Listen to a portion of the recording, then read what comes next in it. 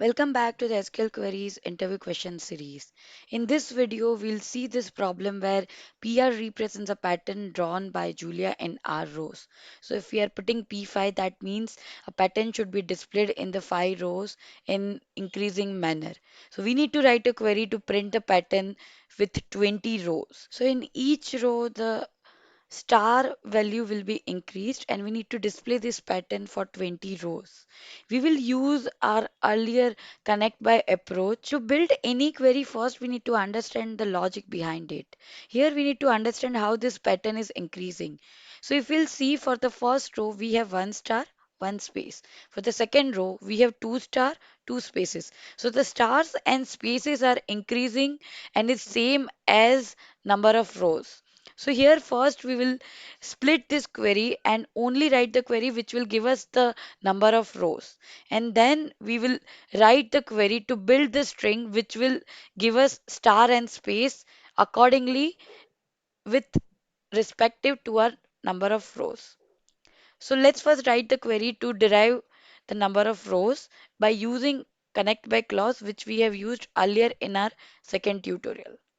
First, we have written a simple connect by clause which we have used earlier to derive the number of levels to write any 1 to 100 numbers. So here we are just writing 1 to 40. Why 40? Because we have 40 characters to be built, 20 stars and 20 spaces. So we will be printing 1 to 40 in this particular query, and we will use this query as a subquery to build our pattern and which will print star and space in the manner which we wanted.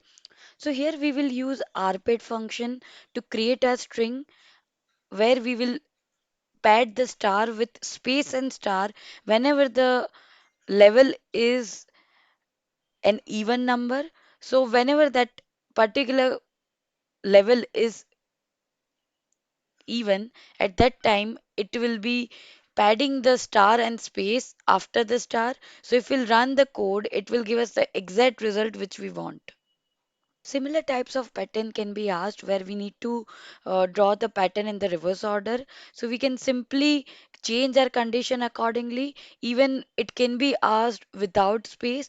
So here the logic remains same, only we need to filter the rows accordingly and we need to just modify the condition as per the requirement.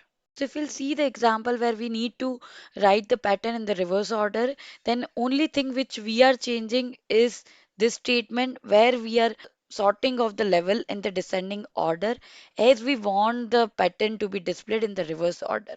So apart from that, the logic remains same. So this is a very important SQL queries interview questions.